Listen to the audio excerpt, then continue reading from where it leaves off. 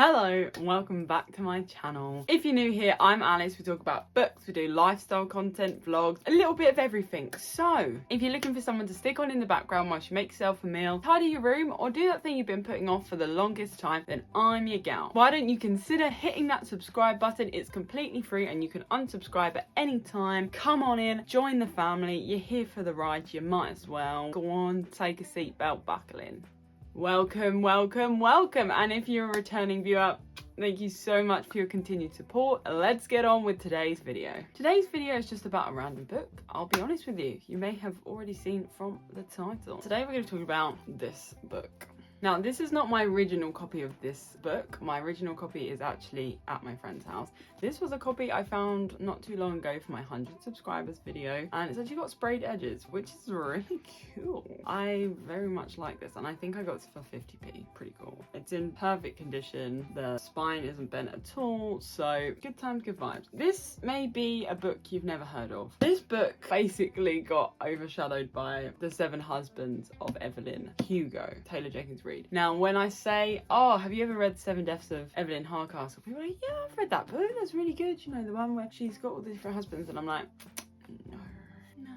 I did enjoy that book, I will say. I will give credit to Taylor on that one book. Yes, I did enjoy that book. But this is a different book, a very different book. But I really, really enjoyed it. Now, I read it quite a while ago now, and I definitely feel like I could do with a reread. I was so taken into this book. I genuinely couldn't put it down. I remember at the time, I was only putting it down when I literally had to forcibly remove it from my hands to go to sleep. And also, we were going to Poland, and I had like 100 pages left, and I was absolutely speed reading. I get car sick and I was reading in the car on the way, and I had like 20 pages left and I didn't make it, so I still took it with me on holiday, obviously not this copy, on our trip to Poland to read the 20 pages because I just couldn't wait until I got home and leave it in the car. So then I ended up carrying a book with me because I finished it on the plane. That was how much I was into this book. So I would give this book a go. I don't know how popular this is. We'll look what Goodreads has to say, yeah? So this book has 3.81 stars out of 406,000 ratings, which is pretty good. I'm pretty sure I gave this book 4 stars. We're about on the same page. I really enjoyed this book. Honestly, this book was just kind of crazy. It's the only way I can describe it. There was so much going on. And let me read you the blurb. At a party thrown by her parents, Evelyn Hardcastle will be again. She's been unalived hundreds of times, and each day Aidan Bishop is too late to save her. The only way to break this cycle is to identify Evelyn's unaliver. But every time the day begins, Aidan wakes up in the body of a different guest, and someone is desperate to stop him ever escaping Blackheath.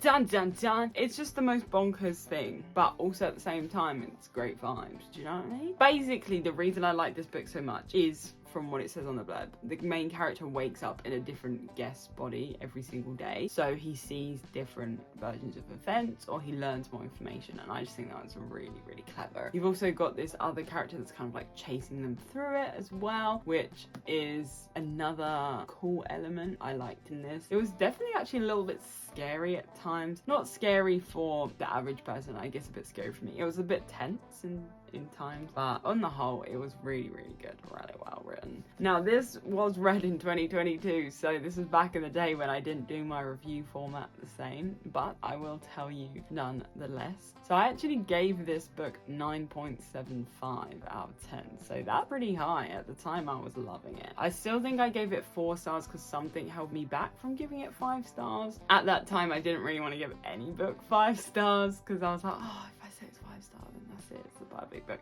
But we're over that now, we're not deep in it so much, so maybe it was a 5 star for its time, but I'm pretty sure I gave it 4. No spice, not a spicy book. If asked would I recommend this book, absolutely yes. I mean, obviously please make sure you always read any trigger warnings, and there is mystery going on in here, so if that's not your kind of book, don't obviously read this book. Okay, we want happy, safe readers out there. Thank you, thank you. If you manage to find a sprayed edge copy as well, go for it. This feels like the kind of book that would be in a charity shop because it'd be read by older people that no longer want to reread the book, so they give them away. That's the vibe it's giving. I feel like older people, and maybe I count in this now because I'm almost 25, I feel like they kind of have a good idea, like they know what they're reading. They're reading good books. So take a little note from your charity shop, all right? Because sometimes you find the best books in there. Let's do the review. Fantastic book. I really enjoyed it. The plot was absolutely thrilling, and for once I didn't guess the ending. Yes guys, this is why I partly love this book so much, because it kept me on my toes. It wasn't, let's say, my favorite ending, but for the fact that it still surprised me, I enjoyed it in terms of, you know, when you're really attached to the story, so you're kind of thinking, oh, how can this end, blah blah blah, so you make up all these scenarios. Well, I do anyway. So I was like, maybe it wasn't my favorite ending because there was other things I wanted to happen, but I still think it was really great because it surprised me. It was a bit like, well, hang on a second. That was good vibes. I really loved the layout of the book and jumping between time frames, different characters. I thought that was really cool. All the chapters start with different days. It's like day 1 or day 2, and they go back and forth, and it's really cool, and I enjoyed that. I did say there was kind of a scary, exciting character in here as well, which definitely added to the whole suspense, the whole mystery behind it. That was really cool. Thank you, Mr. Stuart Turton. Oh look, he's got backwards R in that bit. Ooh, cheeky. This book was definitely like an onion. It was giving Shrek. It was layered. It had multi-layers and it was a good vibe. Please, what are you doing already? Go pick it up. I genuinely could not recommend this book enough. As I told you before, I was consistently reading it. I think I read it in 3 days. My mistake to start it so close before I was going to go away. So maybe don't do that. Maybe make sure you've got some time you can sit and read it, or take it away as your holiday book. Maybe this is one you just absolutely sit and devour. Yeah, so I actually said I never give out 10s because I'm still unsure on my perfect book peak, but obviously I really enjoyed this book at the time. There is a little spoiler bit here which I'm not going to talk about, but I did say that I took a little bit of marks off just because it wasn't my favorite ending, which I told you before. But I think ending a book is really hard, and I actually think on the whole the job was done really well. But you know, you just get like attached or fixated to certain theories. Yeah, that was probably the only tiny downfall. I definitely wanted a little bit more. That was also the reason that it didn't get a perfect 10. Afterwards I was like, I need to know what happens next. Give me more. But that definitely would have made the book far too long, and it would have taken away from the whole suspense of everything that's been building up the whole time. But I definitely did finish this and was like, yeah, I wanted some more information. But that's okay. It was probably on me. Maybe if I looked this book up, the author had done some more information. Who knows? Genuinely, give it a go. I very much enjoyed this book, and I think you will too. So if you've learned anything today, it's that you will be reading this book at some point in the near future. It is kind of a I think you can get away with reading this in autumn. I don't know if it necessarily has a season. It's just kind of in its own mystery section. It didn't really give me a season when I was reading it, but you know, we're in autumn now. I feel like this is the time to read a bit of mystery. If you're at a loss for what to read, or maybe you want to get out of reading slump, give this book a go, because I literally could not put it down. And I don't even know where I actually heard about this book. I think I bought it really randomly on Amazon at the time. I just thought, oh, that sounds like a cool concept, and I hadn't even heard of it. And genuinely, any of my friends I know, if I ask them, have you read this book, they'll be like, what? No.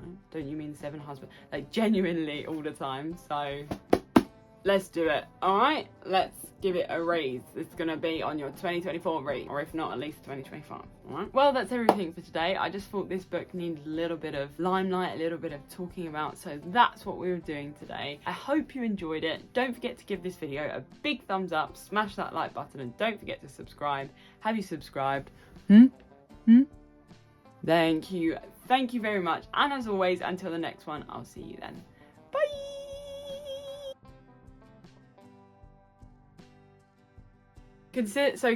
Why don't you consider, oh golly gosh, it's the best thing to say on the road.